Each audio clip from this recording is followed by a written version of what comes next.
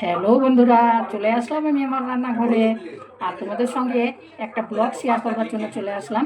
তো রান্নাঘরের ব্লগটাই আজকে তৈরি করব। আর কি তৈরি করব জানো? আজকে আমি তৈরি করব পাবদা মাছের ঝাল। আর পাবদা মাছের ঝালটা আমি এমনভাবে তৈরি করব, খেতে খুব সুন্দর লাগবে। তাহলে তোমরা দেখো একটু আমার পাবদা মাছের ঝালটা আমি কেমনভাবে করছি। তাহলে চলো আর বক বক করবো না, এবার আমি পাবদা মাছের কাছে পৌঁছে যাই। পাবদা মাছ তো বাজার থেকে নিয়ে আসা হয়ে গেছে, পুকুর থেকে তো ধরতে পারবো না। তো সে পাবদা মাছটা আমার ধোয়া আছে, এবার ধুয়ে আমি পরিষ্কার করে রেখে দিয়েছি। তাহলে চলো এবার পাবদা মাছের কাছে পৌঁছে যাই।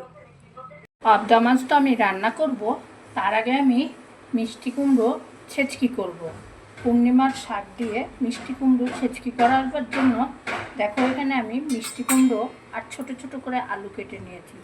প্রথমে আমি কালো জিরে ফোড়ন দিয়ে দিয়েছি। এখন প্রথমে কুমড়োগুলো দিয়ে দেবো। কুমড়োগুলো বেশ সুন্দর করে ভেজে নেব। এর ভিতরে কিন্তু কোনো রকম মশলা দেব না, লঙ্কা কুচিয়ে দেব।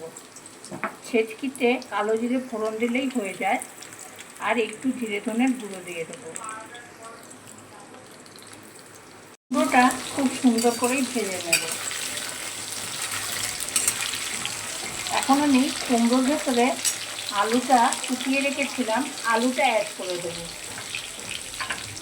আলু কুচিয়ে ধুয়ে নিয়েছি, ছোট ছোট করে আলুটাকে দিয়ে দিলাম।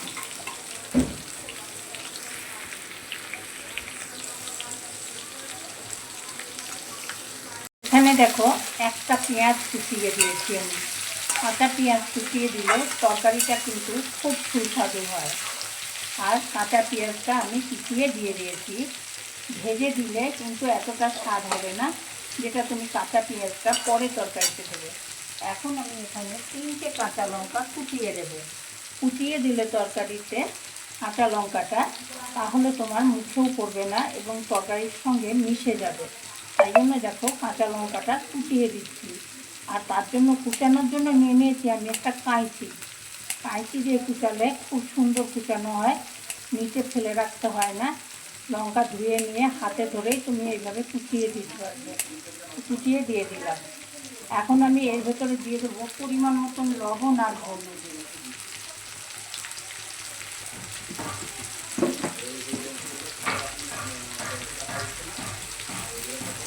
লবণ দিয়ে দিলাম।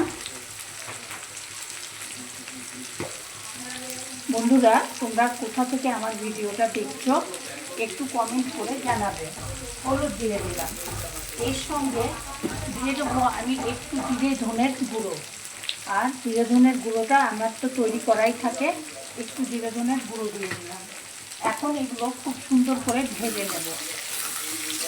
এই ভাজাটাই সব থেকে বেস্ট লাগে, এটা ভালো করে ভাজতে হবে।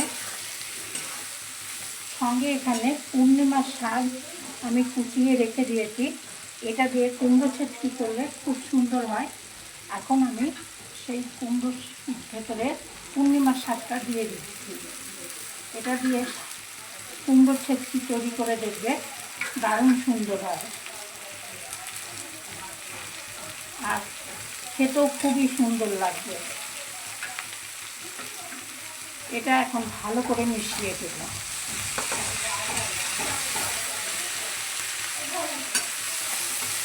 এটা ভালো করে মিশিয়ে ঘুরে আসছি।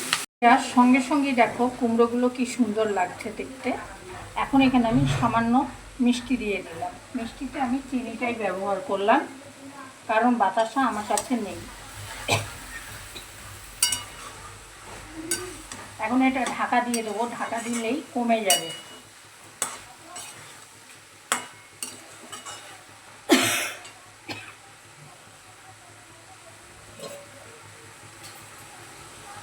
তো 10 মিনিট পর ফিরে আসলাম। আর কুমড়োর ছেচকিটা পূর্ণিমার শাক দিয়ে করেছি আমি। এই পূর্ণিমার শাকটা কিন্তু একদম অরিজিনাল। আর এই শাক দিয়ে কুমড়োর ছেচকি করলে আলু দিয়ে খেতে কিন্তু খুবই সুন্দর হয়।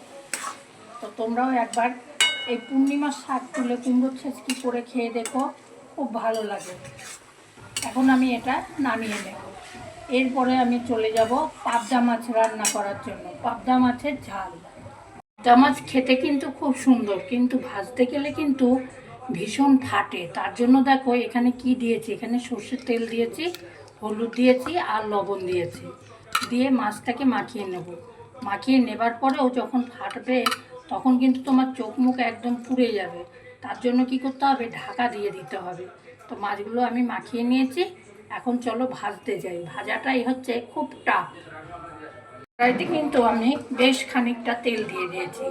এইবার আমি মাছগুলো ছেড়ে দেব। মাছগুলো ছেড়ে কিন্তু বন্ধুরা ঢাকা দিয়ে দিতে হবে, একদম খালি ভাজা যাবে না, ভাজলেই তোমার গায়ে ফাটবে। আর ফাটলেই বলতেই হবে না, একদম চোখ মুখ পুড়ে যাবে। দেখো দিয়ে দিলাম, দেওয়ার সঙ্গে সঙ্গে এই যে ঢাকা দিয়ে দিলাম। এবার এটা হতে থাক। দেখো ঢাকা দিয়ে আছে, তা সত্ত্বেও কিন্তু যেমন ফাটছে বুঝতেই পারছো, ফট ফট করে ফাটছে।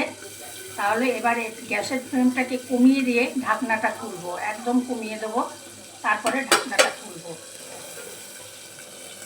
এই পাবদা মাছ কিন্তু খেতে ভালো লাগে, কিন্তু ভাজতে গেলে বন্ধুরা যে কী পরিস্থিতি সেটা বুঝতেই পারছো। আর দেখো কীরকম হয়েছে।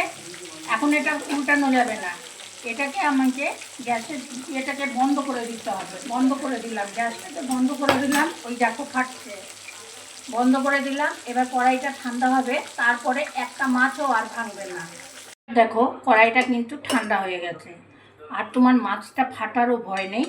মাছটা কিন্তু এখন একবারে একটাও ভাঙবে না, আর সবকটাই গোটা গোটা উঠবে।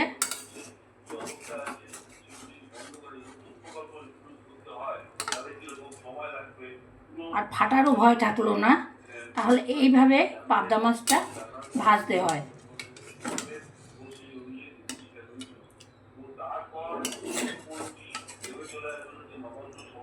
পাবদা মাছটা কিন্তু খুবই নরম মাছ, আমরা কিন্তু সকলেই জানি যারা রান্না করি, তাই না? এবার দেখো উল্টিয়ে দিলাম মাছটাকে। এখন আবারও গ্যাসটা জ্বালিয়ে দেব। গ্যাসটা জ্বালিয়ে আবার ঢাকা দিয়ে দেব। এই আমি গ্যাসটা ধরিয়ে দিলাম, ধরিয়ে দিয়ে আবার এটাকে ঢাকা দিয়ে দেব। আর আবার গ্যাসটাকে বন্ধ করে দেবো। বন্ধুরা, হাত পা পুরানোর থেকে সাবধানে করা অনেক ভালো। গ্যাসটা বন্ধ করে দিলাম।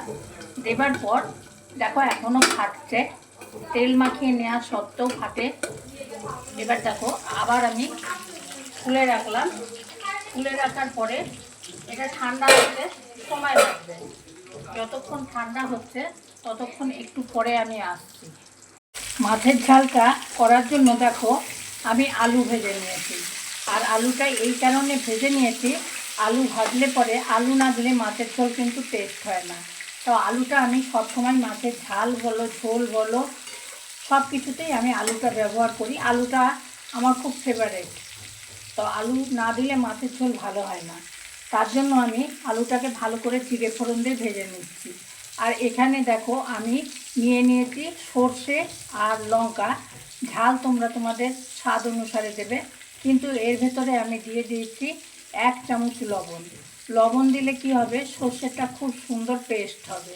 তাহলে আলু ভাজা হতে হতে আমি সর্ষেটা পেস্ট করে নিয়ে আসছি। আলুটা কিন্তু আমার ভাজা হয়ে গেছে। আর এখন আমি আলুতে দিয়ে দেবো লবণ আর হলুদ। লবণ হলুদটা দিয়ে দেওয়ার পরে আমি এখানে জলটা ব্যবহার করব প্রথমে আলুটা সেদ্ধ হওয়ার জন্য। লবণ তোমরা তোমাদের স্বাদ অনুসারে দেবে, যতটা প্রয়োজন ততটাই দেবে। আর এখানে হলুদটাও দিয়ে দেবো আমি। হলুদটাও দিয়ে দিলাম। হলুদটা একটু বেশি দিতে হয়। যখনই মাছের ঝাল রান্না করা হয় তখনই কালার যদি সুন্দর না হয় মাছের ঝালের, তাহলে কিন্তু খেতে ভালো লাগবে না, দেখতেও ভালো লাগবে না। সেজন্য কালারটা ভালো হওয়ার জন্য এখানে আমি দিয়ে দিয়েছি অনেকটাই পরিমাণে হলুদ। এখন এখানে দিয়ে দেবো কালারটা যাতে আরও সুন্দর আসে, তার জন্য কাশ্মীরি লঙ্কার গুঁড়ো। কাশ্মীরি লঙ্কার গুঁড়োটা কিন্তু দিলে কালারটা খুবই সুন্দর হয়। দিয়ে দিলাম টমেটোটা। টমেটোটা কেটে রেখেছিলাম, টমেটোটা দিয়েও ভালো করে ফ্রাই করে নেব, সুন্দর করে ফ্রাই করে নেব।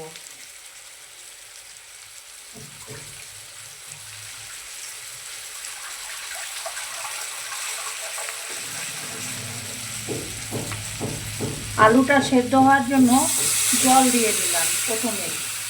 জলটা দেওয়ার কাজ, সর্ষেটা দিতে হবে, এই জন্য জলটা আগে দিলে আলুটা সেদ্ধ হয়ে যাবে।